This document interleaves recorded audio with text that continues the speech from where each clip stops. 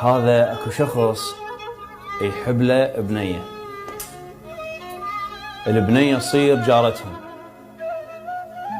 وحب الطفوله يعني سيد. ذاك اليوم مرت زفه على هذا البيت. ايه طلع يركض، بعد طلع يركض متهستر لان يعرف انه اكو يم بابهم اكو هوسه ناس، وعرف يعني الموضوع، ظل يركض ويتزفى.